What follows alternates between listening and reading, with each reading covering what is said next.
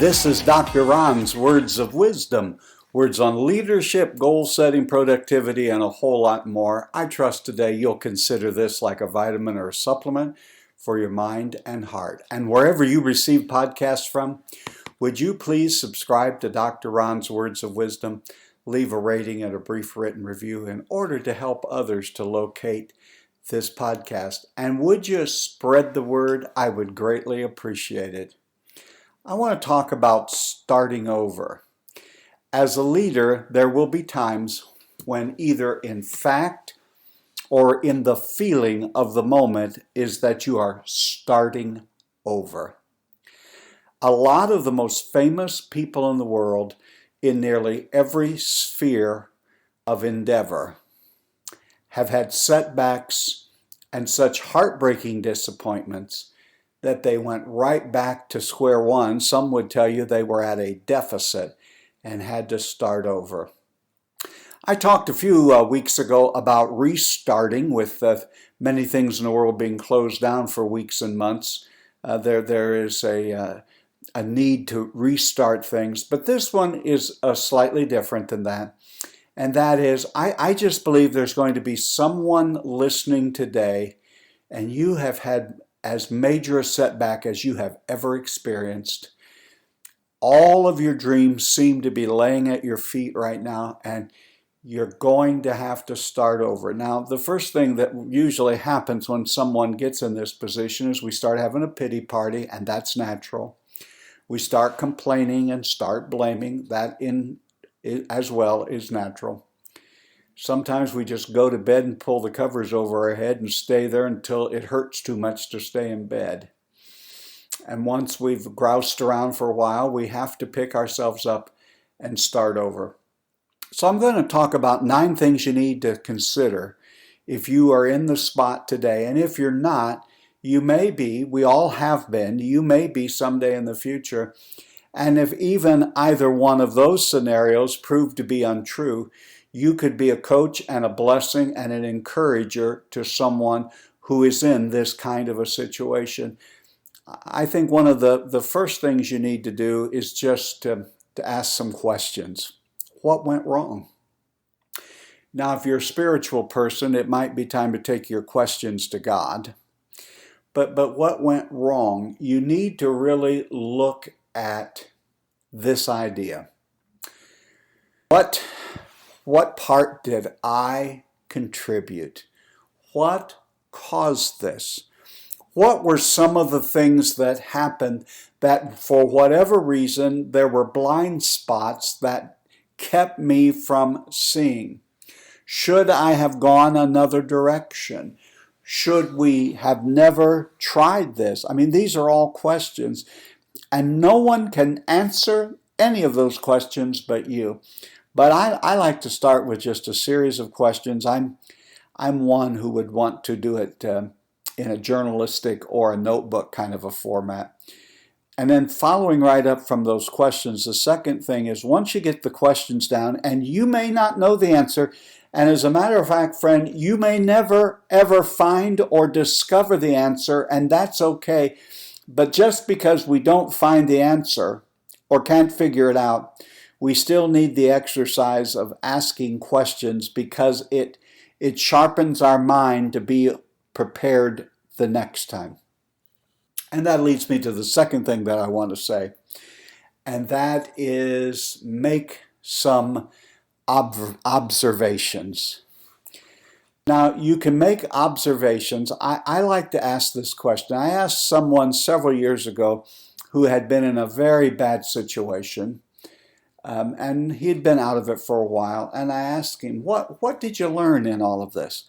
And everything that he learned was about how everyone else messed up and what he would ask the next time and what he would make sure they did the next time. The thing that I have discovered, I do not know if it is strictly cultural, but there isn't much self-reflection going on, it doesn't seem like. And I think that's why I have asked, I know that's why I've put observations in here when you're starting over. Observe, not just ask the questions, but then make some observations.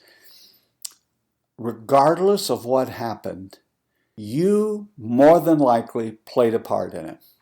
Now, as much as I want to get irritated and worked up over bad things that have happened in my life and broken relationships and things that have gone south, when I have a little more quiet, introspective, prayerful reflection, I can always come up with an observation or two or three of how I contributed, how I probably escalated it. So it's not just enough to ask questions, make observations, and not just observations about the others involved alone, but observation about your own attitude, your own spirit, your own actions, results, and whatever else. And I'm not meaning this to be overly self-critical, but the default today seems to be critical of the government, critical of the church, critical of the schools, critical of others, and rarely do we ever reflect on some areas in our lives where we have indeed contributed things. Here's the third thing you need to do as you're getting ready to start over. Remember this one thing. You are not the first person this has happened to. You're not the first person to go bankrupt. You're not the first person to get fired. You're not the first person to be disillusioned. You're not the first person to be disappointed or discouraged or let down. Now go ahead, feel bad for a little while, go get a cup of coffee, cry in it, go take a nap, go talk to someone, tell them that someone did you wrong. But then step back and remember, in the world, this happens to everyone, and now you have joined the universal club. The fourth is face your fear. Business people who lose their business oftentimes are afraid to go back into business. Pastors who lose their congregations sort of give up at times. I could go right down the list. Teachers, swimmers, whatever it would be. I think when you're preparing to start over, to put one foot in front of the other, is the fourth thing I would invite you to do that's key, instructional, and very important, and that is face your fear. Let's admit it. We're all afraid. Now, I know there are people who act like they're never afraid, but that's their fear. They're fearful that someone's going to figure out that they're afraid. Face your fear. The fear, will I be rejected again? Will it blow up in my face again? Will I never be able to make it? Face those fears. Go ahead. Face them. You can't forge ahead until you face your fear. And getting back into the arena, regardless of what anyone tells you, can be a fearful thing. It's okay. Courage is not the opposite of fear. Courage is feeling the fear and moving ahead anyways. Number 5, find someone to talk to. Now, I want to put a parenthesis around that statement. I believe as you're getting ready to start over, you do need to find someone to talk to, but make sure that person is a safe person. Who is a safe person? It is any lady or man who can keep their mouth closed, who can keep a confidence. There are some people whose tongues are loose at both ends and tied in the middle, and they can't seemingly help themselves. That would not be the person I would choose to talk to. Someone who knows you, someone who believes in you, someone who is confidential. And oftentimes, it's not that you need advice, instruction, or pointers. What you need is for someone to listen to you, a safe person to listen. And oftentimes what I discover as I'm talking, I see the answer. I see the questions. I see the observations not only about others but myself. I come to realize that I can sound like I'm whining and I'm not the first. And talking to someone really helps me to face my fear. So the fifth thing is find someone, a safe person to talk to. Get better, number 6, not bitter. Whenever there's a setback, a heartache, a disappointment, you're disillusioned, you're angry, you're at a fork in the road. You're either going to improve and get better and learn lessons from this event, or you're going to become better. George Pranksky has an interesting quote. He says, "Be grateful for your highs and graceful with your lows." Highs and lows, victories and defeats, encouragement and discouragement is the building blocks of life. So when you're high, just be grateful and thankful. And when you're low, just learn to be graceful. A lot of times these kinds of situations are teaching us to rest in grace and to be patient and to learn to be kind. So get better, not bitter. The seventh is, remember you will laugh at this someday. A couple of years ago, I was going through a really difficult circumstance. A friend of mine, immediately in it, I'm still in it, it has not been resolved, said, "Someday we're going to go out for a hamburger, Ron, and we're going to laugh about this." And I reacted negatively. But you know what? He was absolutely right. As impossible as it seemed a year and a half ago, I could, without much coaching, laugh about some of it now. So in the midst of the hurt, when you can't even feature or imagining it being true, this is a matter of perspective gaining. Remember, my friend, you'll laugh at all of this someday. The eighth thing that I think you need to do when you're in a situation where you have to start over is ask yourself, what did you learn? No heartache, heartbreak, disappointment, discouragement should be allowed to pass from your life without learning a valuable lesson that you can apply for the remainder of your life. What did you learn? If nothing else, you may have learned that you have blind spots. I remember a person being told right in my presence one time, "Well, that is a blind spot," to which the person responded back, "I don't have any blind spots." Now, he was a nice gentleman, but I want to tell you something.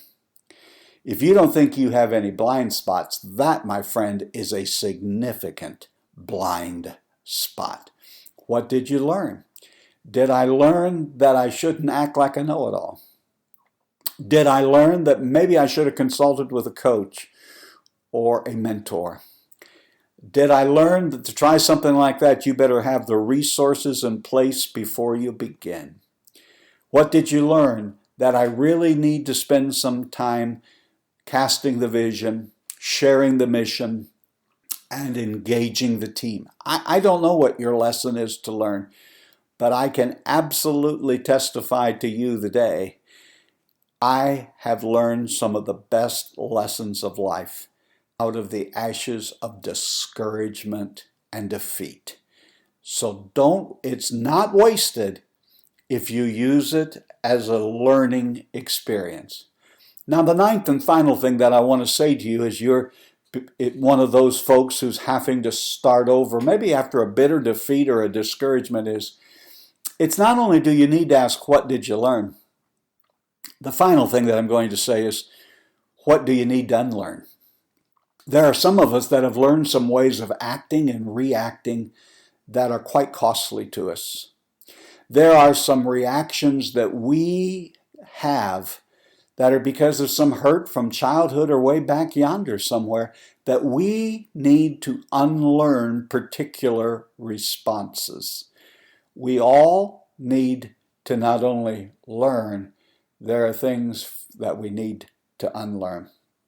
Now, I know that leading at times can be hard. I heard someone say the other day, no matter how hard the surfer works, the heavy lifting is done by the ocean. No matter how hard you work, we are dependent on so many others. I'm a person of faith, so I know that I'm dependent on God. I know that wherever we are in life, we didn't get there by ourselves. There were a whole lot of other people who helped us along the way.